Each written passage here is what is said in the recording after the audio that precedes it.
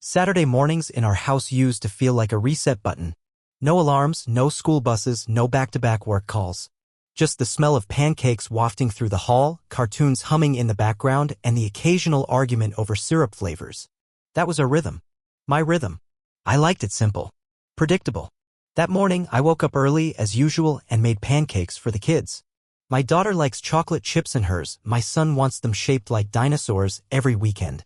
It's our little routine. I don't mind the extra effort. I've always felt like those small rituals mattered more than anyone gave them credit for. It was the one time I felt like I could be fully present. I'd even gotten used to Courtney not being around for it. She had her own routine, live streaming to her growing audience from the home studio we carved out of the old guest room. She said it was wellness content at first. Then it turned into coaching, then empowerment talk, and lately she just called it the show. I never paid it much attention. I mean, she seemed happy doing it. If anything, I was kind of proud she'd built a little something for herself. But that morning, I walked into the living room with a tray of pancakes and nearly dropped the whole thing. Courtney was laughing. Not just laughing, cackling like someone had told her the juiciest, most outrageous joke on earth. I stopped in my tracks. Her studio door was open just a crack and I could hear her voice through the hallway like she was in the next room. I froze. Not because of the volume, but because of what she was saying. He thinks he's building something, she said, almost choking on her own laughter. Like, oh my god, this guy is literally designing apps that no one uses, talking about market disruption and legacy like he's Elon Musk. Meanwhile, I'm paying for the groceries. A pause. Then another burst of laughter. Leeching off his wife while pretending to be a visionary. I can't. My mouth went dry. My brain wanted to justify it. Maybe she was talking about someone else. A follower. A past relationship. Some random dude. But deep down I already knew. She was talking about me. I didn't even realize I'd stepped closer to the door. I could see her through the narrow slit, Courtney in full glam mode, hair curled, face contoured, wearing the cropped hoodie she only pulled out when she wanted views to spike. She was perched on the edge of her chair like she was on stage, and her voice had that performative lift she used for the camera. A tone I hadn't heard off-stream in months. And then I saw it. The chat window scrolling fast, usernames flying by, but one stuck out. K3 built it. Kiss mark. Kevin. I actually said his name out loud when I saw it. Kevin. The contractor we hired nearly a year ago when the bathroom ceiling caved in from a slow leak. He came over 3, maybe 4 times, max. But somehow he lingered. Always seemed to show up early. Always wanted to double-check things. And every time he made a point to talk to Courtney even when the work had nothing to do with her. I remember the way he looked at her. Like he'd already memorized the curve of her cheekbone and was waiting for permission to get closer. I brought it up back then, half joking, that guy's spending more time in our kitchen than the bathroom. She laughed it off, said I was insecure. Said she was tired of being policed in her own home. I let it go. Then, a few weeks later, she started locking her studio door. Told me it was for focus during streams. That some of them were women-only spaces and that I wouldn't understand. Fine. I didn't push. I figured marriage was about compromise. She wanted space? I gave her space. Now I was standing in the hallway holding a plate of pancakes for our kids, listening to my wife talk trash about me to strangers online, while a man who used to hover in our house was dropping flirtatious emojis in her chat like he still had a key. My stomach twisted. My ears burned. But instead of barging in, I walked back to the kitchen and grabbed my laptop. I pulled up the stream using a burner account I made months ago. At the time, I told myself it was just curiosity. Maybe I wanted to support her anonymously, see what all the fuss was about. But really, some part of me already felt left out. Disconnected. So, yeah, I lurked. She was still mid-monologue when the stream loaded. I'm just saying, she said, smiling into the camera, a woman doesn't need to babysit someone else's ego. You deserve someone who already sees your worth, not someone you have to convince to get out of his own way. The chat exploded. Comments flew by like sparks from a fire. Yes, queen, crown nail polish. Preach. You're glowing, girl. K3 built it. You deserve everything, face-blowing kiss. Courtney laughed and leaned closer to the camera. You know, I get asked a lot how I keep my energy up. And the answer's simple, surround yourself with the right men. Not boys who drain you. She winked. A damn wink. I clicked out of the stream. My ears were ringing. My heart felt like it was trying to hammer its way out of my chest. I set the pancakes on the table for the kids and stood there for a minute, staring at nothing. When she came downstairs an hour later, dressed in leggings and a hoodie, face clean, hair up like nothing had happened, I tried to keep my voice steady. "Everything go okay with your stream?" I asked. She looked up from her phone. "Oh yeah. Why?" I shrugged. "Heard you laughing from the hallway. Seemed like a good one." Courtney smirked. "Yeah, we got into some real talk. You wouldn't get it." I wanted to say more. I wanted to ask about Kevin. About the way she'd mocked me to an audience of strangers like I was just some walking punchline in her influencer arc. Instead, I let it slide. She kissed the top of my head like I was a dog she used to love but got tired of walking. Then she was gone again. Back into her studio. Door closed. Locked. The kids didn't notice anything. They just kept eating their pancakes and talking about dinosaurs. I sat with them, pretending everything was fine, pretending I hadn't just glimpsed the emotional crater forming underneath our home. But that was the moment everything shifted. That was the crack in the wall that wouldn't be painted over. I didn't know where it was all heading, not yet. But I knew one thing, something was rotting behind the drywall and no one else could smell it but me. After that morning, something in me shifted. I wouldn't say I stopped trusting Courtney, I think I'd stopped trusting her long before and just didn't want to admit it. But I started watching. Quietly. Intentionally. The kind of watching that turns silence into data and passing glances into warning signs. The first thing I noticed was how she changed her routine. She used to end her streams by noon on weekends. Now she'd stay upstairs into the afternoon, sometimes evening, claiming she was doing post-editing or moderation. The door was always closed. Sometimes locked. Sometimes she wore headphones, sometimes not. But almost always I could hear other voices, muffled and low, but unmistakably male. At first, I told myself she was just watching a video or interviewing someone. That's what she said when I asked. "Zoom meeting for women's wellness collab," she said once, waving me off like I was asking about the weather.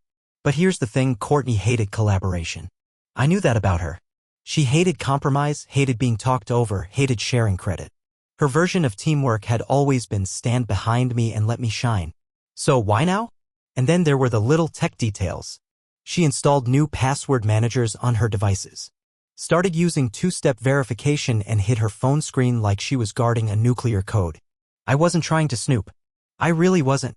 But when someone you've shared a toothbrush with starts hiding their calendar app like it's evidence, it's hard not to notice. The kids noticed things too. They didn't say much, but it showed. My daughter started drawing pictures where the whole family sat together, but mommy was always facing away, looking at a phone. My son once asked, "Is mommy mad at you?" after Courtney snapped at me for asking if she wanted dinner. And when I say snapped, I mean she bit my head off like I'd asked her to donate a kidney. She used to meet my sarcasm with her own. We'd spar, laugh, poke at each other like two boxers in love. But now she treated me like background noise, an unpaid intern who didn't understand her brilliance. "You wouldn't get it," she said one night when I asked what her next stream was about. "It's about real emotional work." "Try me," I replied. She just rolled her eyes. "Nick, you build software. You don't do emotional." That one stung. Not because it was entirely wrong, I've always been more practical than poetic, but because of the way she said it. Like my entire self could be reduced to a checklist of useful, boring functions. Provider. Fixer. Babysitter. One night, she forgot to lock the studio door. I wasn't even trying to sneak around. I was just looking for an HDMI cable. I opened the door without knocking habit and froze. She was on camera, sitting cross-legged in her chair, dressed in an oversized shirt that was barely buttoned, her voice syrupy and low.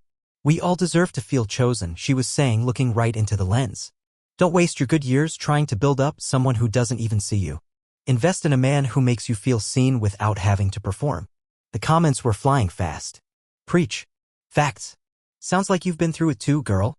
K3 Vin built it. Miss you already face-blowing kiss." She must have heard the door creak because she whipped around, startled. For a second, her mask slipped. Her eyes went wide, mouth slightly open, not angry, just exposed. Then, just as quickly, she smiled. "Oh, hey, babe. Need something?" "HDMI cable," I said, not stepping inside. She pointed without missing a beat. "Bottom drawer." I grabbed it, nodded, and closed the door behind me. 2 minutes later, the door clicked. Locked. The next day, she was all sunshine. Made me coffee. Kissed my cheek. Asked about my latest project like she actually cared. But it was all surface. Polished and hollow. The kind of performance you give when you know you've been caught, just not fully cornered yet. That's when I started journaling. Not for emotional clarity, but for record keeping. Dates, times, observations. I wasn't sure what I was building. A timeline? A case? A pattern? All I knew was that I needed something, anything that made me feel less crazy. Because that's the thing about slow betrayal, it doesn't gut you all at once. It bleeds you dry in inches, makes you second-guess yourself until you're apologizing for things you didn't even do. It wasn't just her attitude. It was the erosion of the space we used to share. Our bedroom, once the only place we met each other without distractions, had become hers. She sprawled across it, claimed it with her laundry piles, her ring light, her stack of brand sponsorship boxes. My side of the closet shrank. Her stuff multiplied like kudzu. I started sleeping on the downstairs couch more often than not, telling myself it was for the back pain. It wasn't. One evening, I picked up her tablet to check a recipe. It buzzed in my hand, notification on the lock screen. A DM preview from an account I didn't recognize. You looked incredible tonight. Still thinking about our call, smiling face with horns. She snatched it from me before I could react. What the hell, she barked. Why are you touching my stuff? I was looking up the cinnamon roll recipe, I said, stunned. You said you saved it. Her eyes scanned my face like she was deciding whether I'd seen anything. Then she softened. Oh, sorry. I'm just tired. Everything feels like it's on fire lately. That night, she cried during dinner. Said she felt unsupported. Said I didn't celebrate her wins. That I made her feel like she was chasing air while I was tethered to my safe little bubble. I didn't argue. I didn't have the energy. I just nodded and cleared the plates. Later that week, Sandra stopped by. She'd been Courtney's best friend since college. They used to have wine nights on our porch, talking and laughing till midnight. But lately, Sandra had gone quiet. Stopped texting. Didn't even like Courtney's posts anymore. That afternoon, she dropped by to return a book, and we ended up talking for a minute outside while Courtney was streaming upstairs. You okay? She asked me out of nowhere. I shrugged. Yeah. Why? Sandra hesitated, biting her lip. Then she handed me the book and whispered, just take care of yourself, Nick. She didn't wait for me to reply. Just turned and walked to her car. That night, I couldn't sleep. I stared at the ceiling, thinking about the way Courtney used to wake me up just to tell me about her dreams. About how she used to touch my arm at random just to be near me. Now, even when we shared a bed, she curled to the edge like she was allergic to my skin. The next morning, I told her I was thinking of taking a trip, just a weekend with the kids. She barely looked up from her phone. Sounds great, she said. Let me know if you need me to pack anything. No questions. No curiosity. Not even a fake, are you okay? That was when I realized she wasn't worried about me leaving. She was worried I might stay and start asking the wrong questions. And I was about to start asking every single one of them. There are moments in life where everything shifts. Not suddenly, but with a cruel slowness, like watching your reflection crack in a mirror, shard by shard, while you're still trying to smile. For me, that moment came on a Thursday night. The kids were at my sister's for a long overdue sleepover. I'd pretended it was spontaneous, you deserve a break gesture to Courtney, but really, I needed the house quiet. I needed focus. I'd spent the past 2 weeks piecing together what I now knew deep down to be true. Her tone, her body language, the passwords, the secrecy, it all pointed in one direction. But I still needed proof.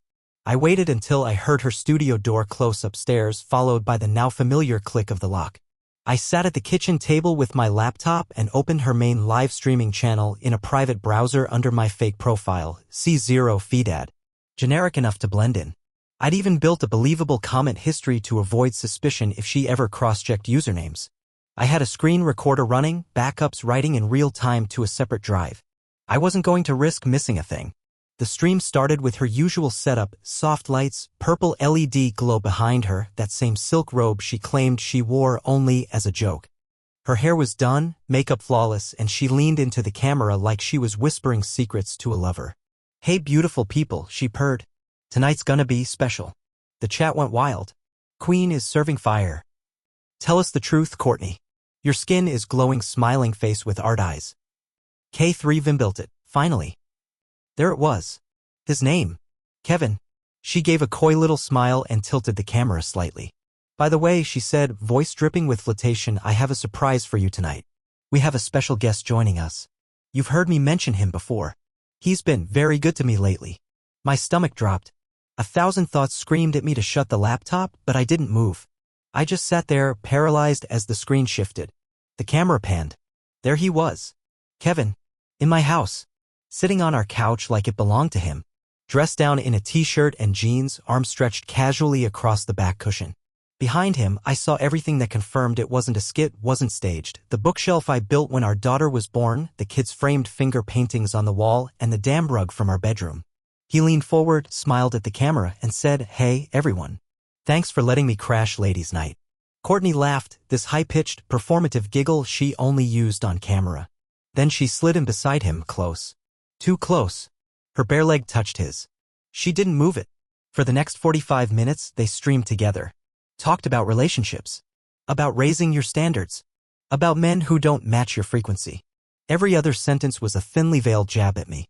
And the chat? They ate it up like popcorn. He gets it, smiling face with hard eyes. "Look how happy you are. You finally got a real man next to you." K3 built it. She glows different around me, kiss mark. At one point, Kevin picked up a mug from the table. My mug.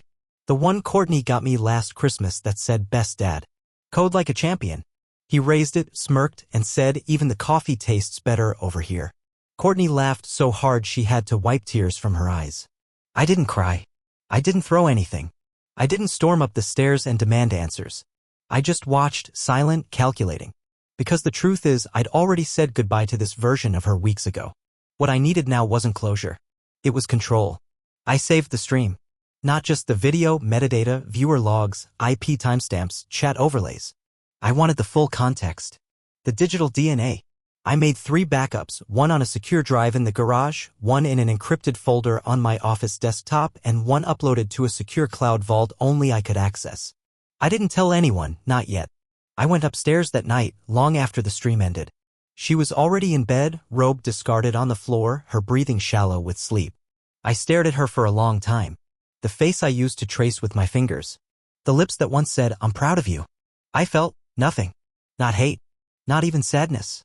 Just the cold, mechanical detachment of someone who's decided to stop bleeding.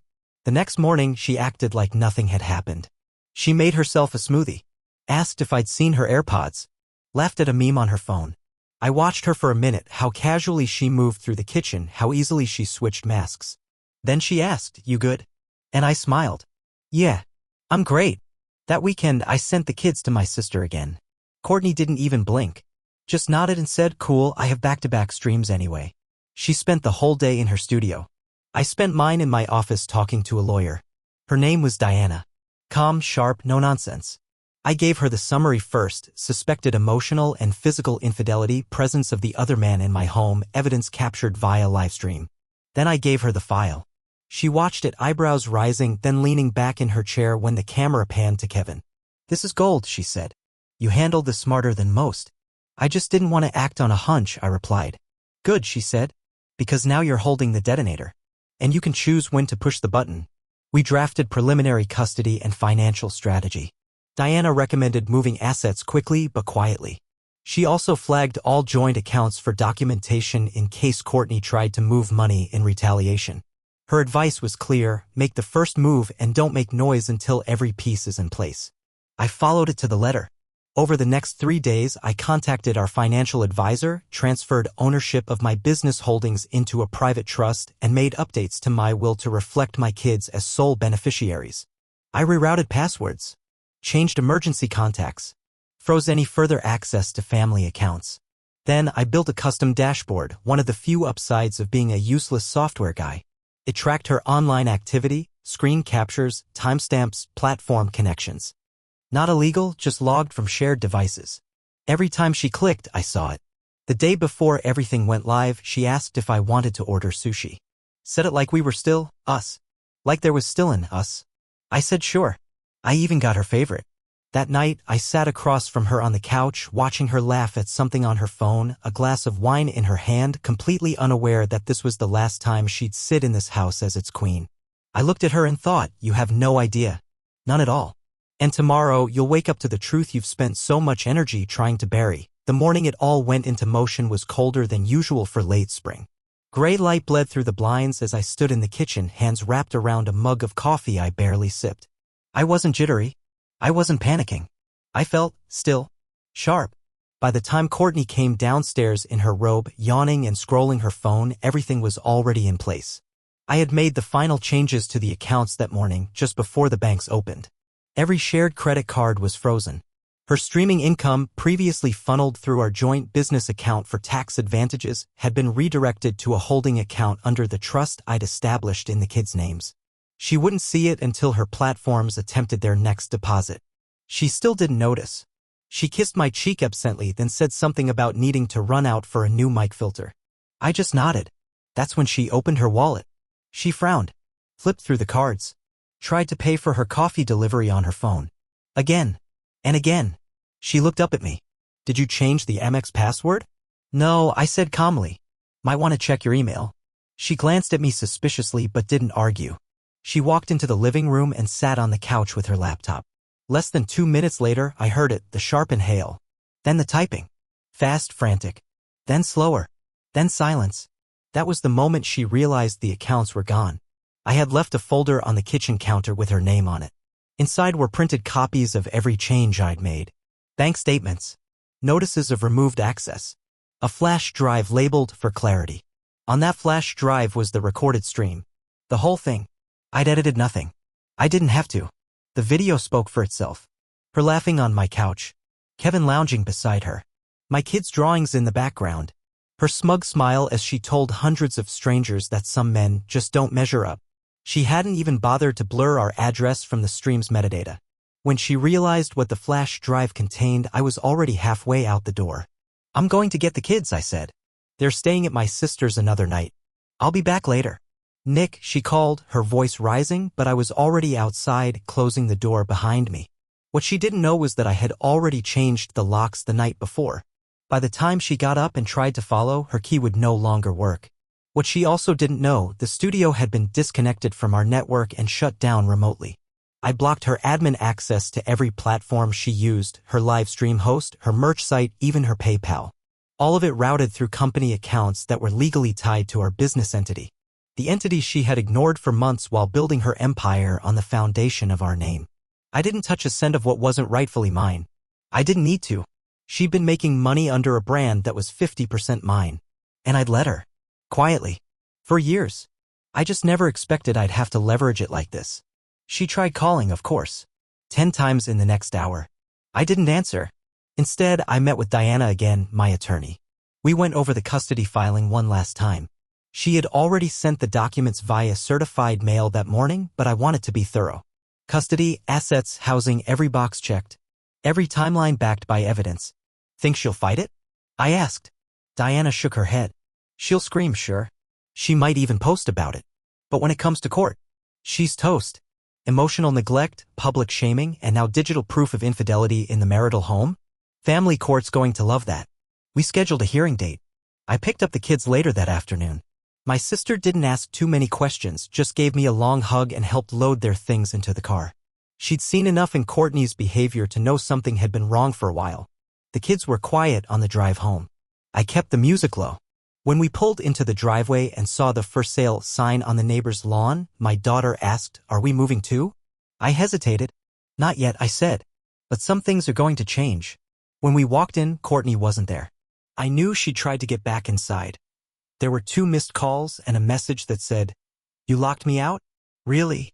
"Yes, really." I didn't respond. That night, I put the kids to bed myself.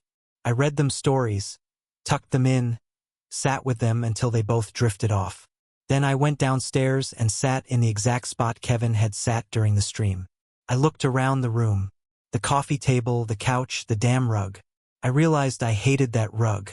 I rolled it up and dragged it out to the curb. By the time Courtney showed up the next morning, banging on the door, yelling my name, I had already emailed a copy of the flash drive footage to her sponsors, with a note labeled, "Context for future contracts." I didn't threaten her. I didn't slander her. I just let them see who they were really working with. She shouted for nearly 15 minutes before the neighbors started peeking through their blinds. Eventually, she stopped, sat down on the porch, tried calling again. Left another voicemail. "This is insane, Nick. You're overreacting. It was a joke. Kevin's not even, that wasn't what it looked like. It was a stream. It's content. You don't understand how this world works." Oh, I understood. I understood perfectly. I forwarded the voicemail to Diana. By the end of the week, Courtney had retained her own lawyer. I got the email notification on a Friday morning. Her response came laced with the usual damage control fluff, claims that the footage was edited, that her work had been taken out of context, that she deeply regretted any miscommunication. But the facts didn't care. The judge wouldn't either.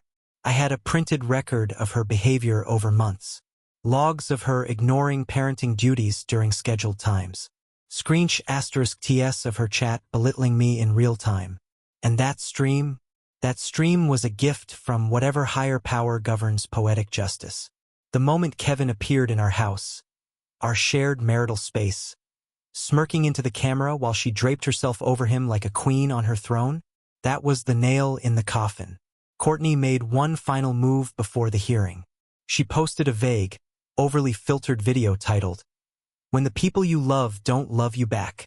It was 10 minutes of half-truths, tears that never dropped, and hollow statements like, "No one's perfect," and "Sometimes your success threatens people who haven't found themselves yet." Comments poured in. "You don't deserve this. Stay strong, queen. Let the haters hate. K3 Vin built. Always in your corner, red heart." It would have made me sick, but it was so transparently fake I actually laughed. Let her cry to the ring light. I had our kids. I had the truth. And I was finally free from the performance. The courtroom smelled like old air and paper. Beige walls. Dull carpet. That low buzz of people pretending they weren't unraveling. It wasn't the place I ever imagined my marriage ending. But then again, I never imagined any of this. Courtney sat 2 rows ahead of me with her attorney, someone dressed like a lifestyle blogger playing lawyer for the day. She wore sunglasses indoors, which was ridiculous, and a beige trench coat like she was hiding from paparazzi. No cameras, no fans. Just the quiet, inevitable weight of consequences settling in. I sat beside Diana, my attorney, feeling more grounded than I expected. No nerves. No racing heart. I wasn't here to plead. I was here to close a chapter. The hearing opened with a review of the initial filing. Divorce on grounds of infidelity, emotional neglect, and the creation of a psychologically unsafe environment for the children. Her lawyer attempted a soft rebuttal, contextual misunderstanding, content creation misinterpreted. The phrase satirical role play got thrown out once, which almost made me laugh. But the judge wasn't biting. We submitted the stream footage and the logs. Everything neatly timestamped, cross-referenced with IP data. Not just the one video, but a pattern. Dozens of clips where she mocked me, belittled me, joked about deadweight husbands, while Kevin dropped comments like he was texting from our bed. And then came the testimonies. Diana had secured statements from 3 neighbors, including Sandra. Each one described the same pattern. Courtney ignoring the kids outside, Courtney brushing them off mid-conversation, Courtney disappearing into her studio for hours at a time while Kevin's car sat parked down the block. My sister submitted a statement about the kids' changes. Anxiety, restlessness, sudden outbursts. My daughter had started sleepwalking again. My son asked her once if mommy lived in the computer now. The judge listened quietly, flipping pages, nodding occasionally. No outbursts, no gasps, just the slow unpacking of a truth too heavy to carry alone. Then Courtney was called to the stand. She removed her sunglasses and tried to conjure tears. Real ones didn't come. "I didn't cheat," she said, voice soft, almost a whisper. "Kevin and I were working on brand projects together. It was part of the stream, part of the persona I created. It wasn't meant to be personal." Diana stood up. "Is this the same persona that referred to her husband as a parasite with a coding hobby?" Objection. Overruled. Courtney squirmed. That was satire. And the kiss emoji responses to a man sitting in her marital living room? Diana continued. Was that part of the brand, too? Courtney looked at her lawyer, then the judge. I was trying to build something. For myself. For my family. No further questions. Court adjourned for the day. I walked past her without a glance. Kevin wasn't there. Not that I expected him to be. His cameo had already served its purpose, just not the one they imagined. That night, Courtney posted another video. This one was titled, When You're Punished for Being Yourself. She sat against a white wall, no makeup, hoodie pulled tight. Her voice cracked as she talked about betrayal. Not hers, of course, mine. She said we *p*nized the legal system, that I couldn't handle a successful woman and that she was fighting for her truth. The comments were brutal. You deserve better. Typical bitter man energy. Take the house, queen. K3 Vin built it. We got you red heart. But her likes were half what they used to be. Sponsors didn't comment. Her usual paid links were missing. Diana had already sent the video to the court's clerk as supplemental evidence, along with the PayPal records that showed private donations from Kevin during subscriber-only hours. Some were labeled late-night vibes and private coaching session. One was tagged, worth every second. A week later, the court delivered its ruling. Full custody to me. The judge's decision cited emotional neglect, instability in the home, and behavior damaging to the child-parent dynamic. Courtney was granted supervised visitation twice a month. A court-appointed monitor would be present. No streaming equipment allowed during visits. No recording the children. Her face during the verdict was blank. Not angry. Not sad. Just gone. Like someone had cut the feed and she hadn't realized the camera was still rolling. She approached me in the hallway after. Nick, she said, voice raw. Please don't do this. It's already done, I replied. She looked around like she couldn't believe no one was defending her. Not even her lawyer was beside her now. Just her, standing under fluorescent lights in an outdated courthouse hallway, mascara smudged, mouth dry. I didn't mean for it to go this far. I nodded. Neither did I. She reached for my arm, but I stepped back. Not out of spite. Out of instinct. You took everything, she whispered. No, I said, I protected everything you left unguarded. I walked away. She didn't follow. The weeks that followed were quiet. No more streams. Her account still existed, but the activity tanked. Her subscriber base dropped by half. Sponsors quietly backed out. A few influencers she'd collaborated with issued vague statements about respecting boundaries and reevaluating partnerships. A couple even unfollowed her. I never said a word online. Never posted receipts. Never gloated. Silence was louder than any rebuttal. And besides, the people who mattered already knew the truth. My kids were safe. The house was quiet. And for the first time in a long time, the energy in our home wasn't split down the middle like a crack in drywall. It was whole. One night, my daughter left a drawing on my desk. Stick figures holding hands. Me, her little brother, and a woman with long brown hair and a smile. Who's this? I asked gently. She shrugged. Maybe someone new. I didn't cry. But I did sit in that chair for a long time, just looking at the page. Maybe someone new. Maybe. The final paperwork arrived a month later. The divorce was official. Property lines drawn. Custody schedules signed. Business assets finalized. She left the house for good 2 weeks after that. What was left of her clothes, boxes, mics, lighting rigs was packed neatly in the garage. I didn't throw anything out. I didn't need to. She sent one last message. A voice note. I hope someday you'll forgive me, she said. I know I broke something I can't fix. I just wanted you to know I really did love you. I just forgot how. I didn't reply. I just sat on the porch that night, kids asleep upstairs, sipping coffee from a new mug I bought myself. It didn't say anything clever. Just one word. Peace. Seattle felt like breathing for the first time in years. Rain on the roof, pine outside the windows, and silence that didn't feel cold. The kids adjusted faster than I expected. They made friends, drew again, laughed freely. I founded a nonprofit for single fathers, quiet work that mattered. That's where I met Amber. She was a schoolteacher, calm in a way that made space feel safe. She never pushed. Just listened. The kids loved her first. I followed. She didn't fill Courtney's place. She built her own, with patience, respect, and steady hands. For the first time, we had a home that didn't need pretending. 2 years later, peace was my revenge. Mornings were slow, breakfast with the kids, walks with Amber by the lake, quiet evenings free from performance. Courtney still posted sometimes, now preaching about toxic men and reinvention. But her audience was gone. Sponsors silent. Influence faded. I never spoke against her. I didn't need to. My silence was louder. My healing was real. My children were happy. That was the end of her story in my life. And the beginning of mine.